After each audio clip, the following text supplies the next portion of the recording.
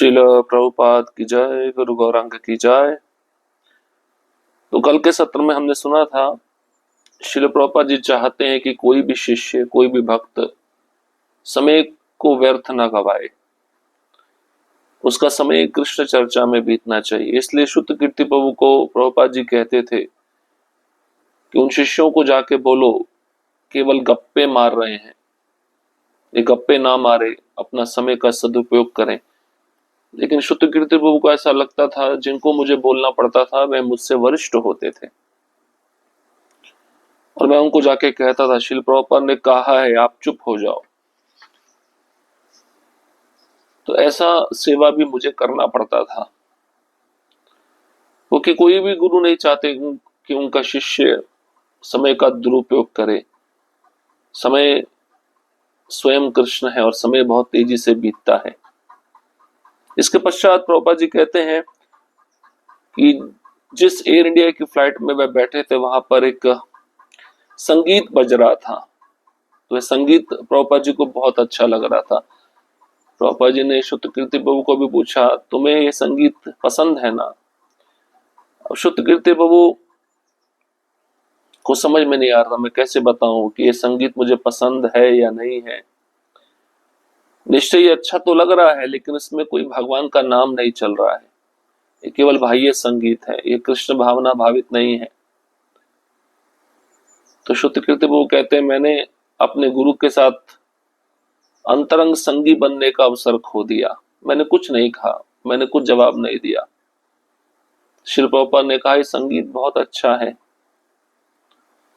क्योंकि प्रभुपाद जी जो भी संगीत सुनते थे चाहे उसमें कृष्ण का नाम ना भी हो तो वह संगीत को कृष्ण के नाम से जोड़ देते थे।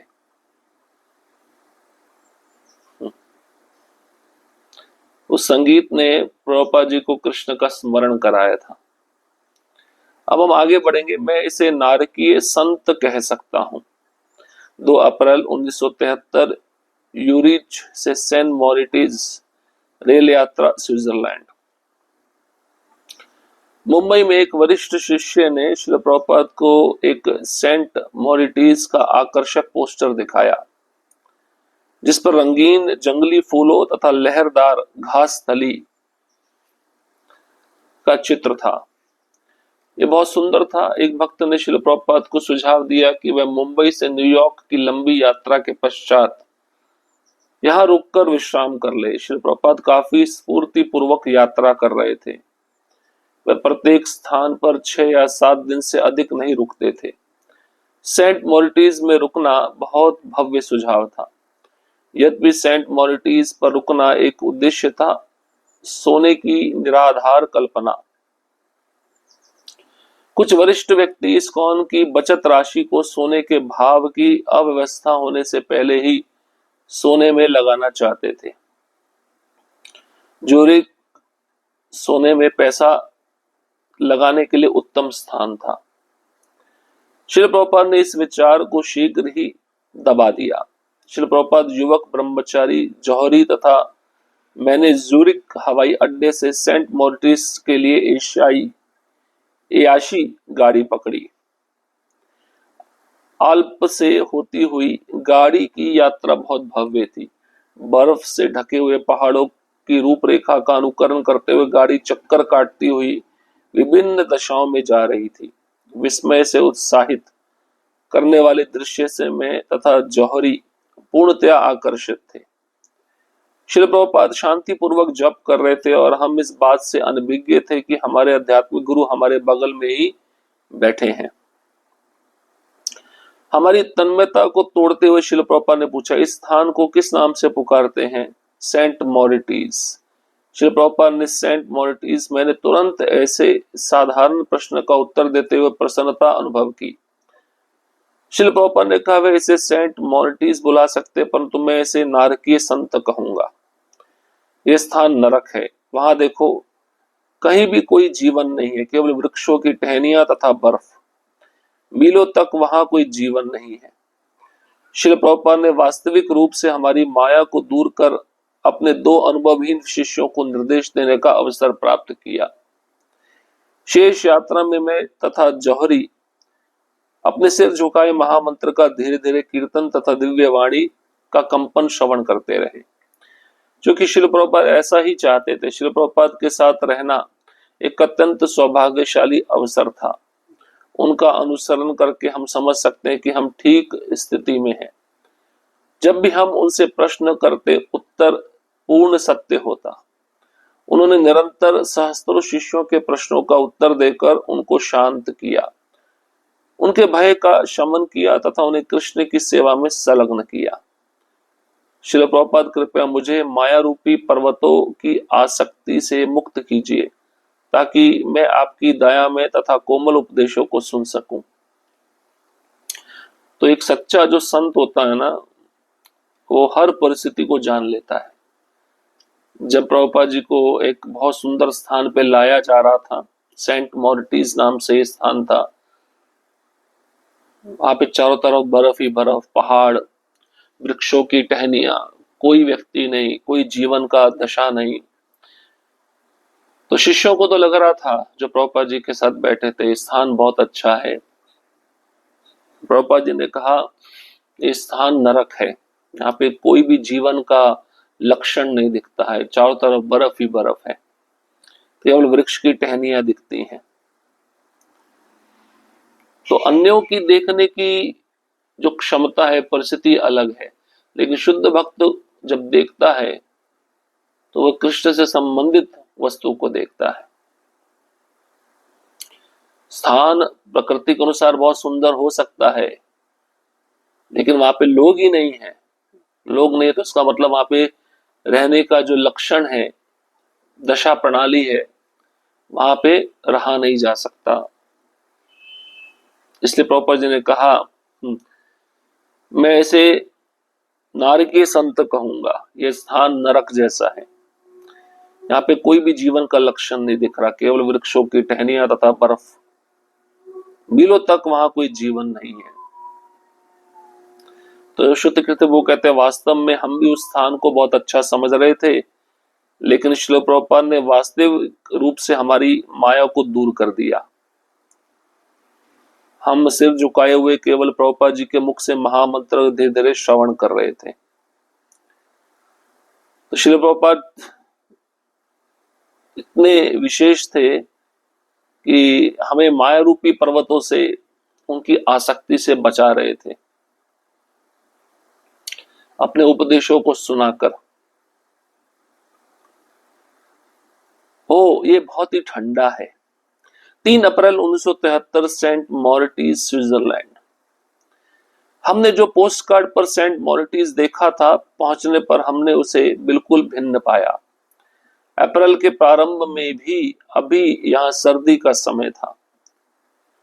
यह अब स्पष्ट हो गया था कि यहाँ इतना प्रसिद्ध आश्रय क्यों था।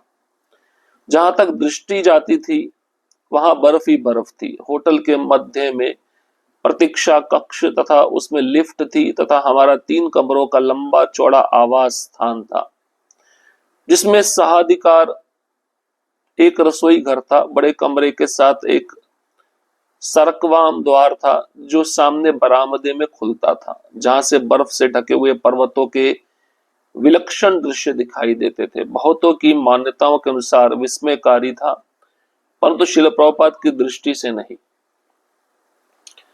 श्रील प्रभुपाद बहुत व्यवस्थित थे। हम कहाँ हैं इससे उन्हें अंतर नहीं पड़ता था। उनका जीवन घड़ी के अनुसार चलता था तथा उनकी समय सारणी सदा स्थिर रहती।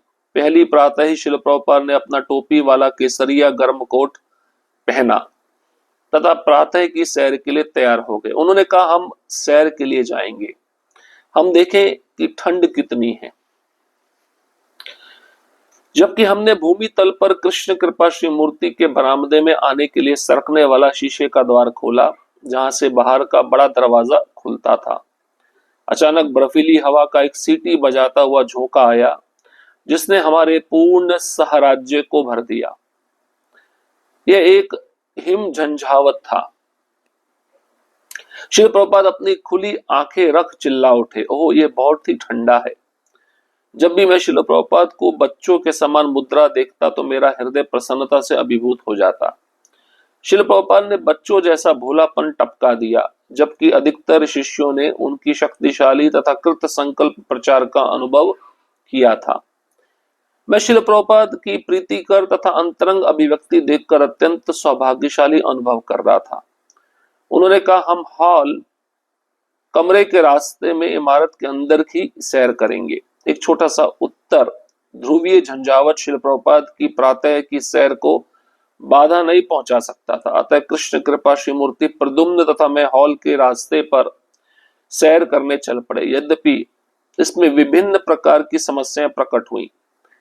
इस सैरगाह होटल में बिजली के अपत्य की कोई गुंजाइश नहीं थी। जब हॉल के संवेदी किसी उपस्थिति की खोज करता तो लाइट जल उठती। लाइट भी एक निश्चित समय चलती फिर बुझ जाती।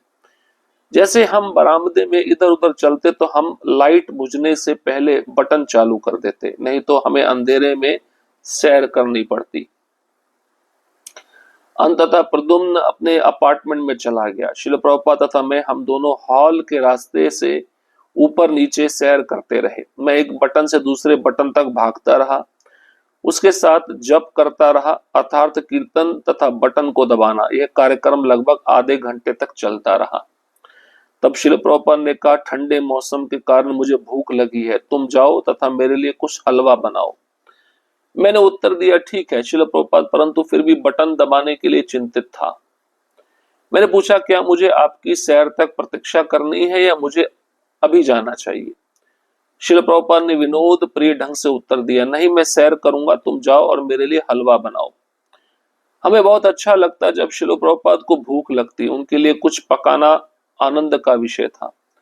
जब मैं अंदर गया, मैंने दूसरे भक्तों से कहा, शिल प्रभुपाद अभी भी हॉल में सैर कर रहे हैं, कोई जन बाहर जाओ तथा लाइट को जलाने के लिए बटन दबाओ।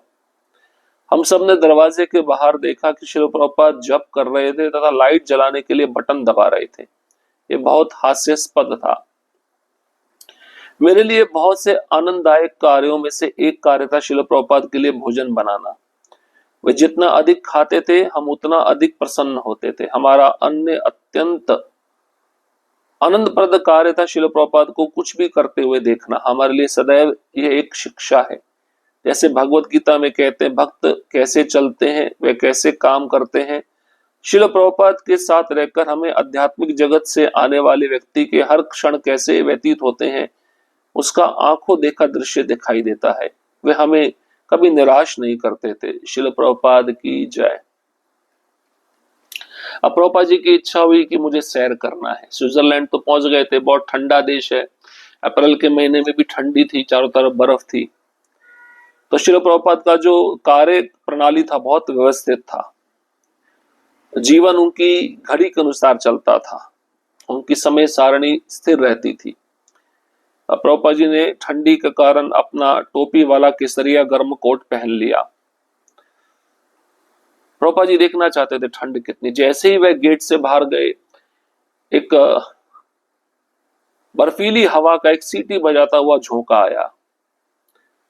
ये हिम झंझावत था। शिल प्रभुपाद की आंखें खुली रह गई और वह बोलने लगे, ओ ये बहुत ठंडा है। तो फिर प्रभुपाद ने सोचा, हम होटल के नीचे वाले जो बरामदे में है वहीं पे सैर करेंगे, हॉल में। लेकिन अब हॉल में कैसा था, लाइट नहीं थी। जितना समय कार्य उतना समय लाइट जलती थी, बाद में बंद हो जाती थी। तो प्रद्युम्न लाइट जलाते थे। बाद में प्रद्युम्न जब अपने कमरे में चले गए तो श्रुतकीर्ति बहू लाइट जलाने लगे कि प्रभुपाद जी अंधेरे में सैर कर रहे हैं। प्रभुपाद जी ने श्रुतकीर्ति बहू को बोला, मुझे भूख लगी है ठंडी के कारण, जाओ मेरे लिए हलवा बना के लाओ। तो श्रुतकीर्ति बहू को अच्छा लगता था, जब भी प्रभुपाद जी को भूख लगती थी तो उनको प्रभुपाद जी के लिए पकाना उनके लिए आनंद का विषय था। तो प्रभुपाद जी के कहने पर श्रुतकीर्ति बहू अंदर गए। उन्होंने दूसरे भक्तों को कहा, प्रभुपाद जी हॉल में सैर कर रहे हैं, कोई बाहर जाओ तो लाइट जलाने के लिए बटन दबाओ। तो जैसे ही प्रभुपाद जी स्वयं बटन दबा रहे थे और सैर कर रहे थे, लाइट जल रही थी। दरवाजे से बाहर शिष्य जब देखते हैं तो देख रहे हैं प्रभुपाद जप कर रहे हैं और शिष्यों को बहुत हंसी आ रही थी। श्रुतकीर्ति बहू कहते हैं, एक भक्त जो गोलोक वृंदावन से आया है कैसा आचरण करता है, कैसे चलता है, कैसे कार्य करता है, ये हमें देखने को मिल रहा था। और श्रील प्रभुपाद जी के लिए भोजन पकाना मुझे बहुत अच्छा लगता था। प्रभुपाद जी जितना अधिक खाते थे उतना अधिक प्रसन्नता हमें होती थी। तो ये जो प्रभुपाद जी के कार्य थे, सेवा थी, हमारा लिए आंखों देखा दृश्य था और हम कभी निराश नहीं होते थे। इस प्रकार से प्रभुपाद जी पूरी तरह से गोलोक वृंदावन में जो भक्त रहते हैं भगवान के धाम में, जैसे वे कार्य वहां पे करते वैसे ही शुद्ध भक्त इस पृथ्वी पे आके कार्य करते हैं। ये दृश्य हमको देखने को मिला। हरे कृष्णा कृष्णा कृष्णा हरे हरे, हरे राम राम राम हरे हरे। श्रील प्रभुपाद की जय, गुरु गौरांग की जय।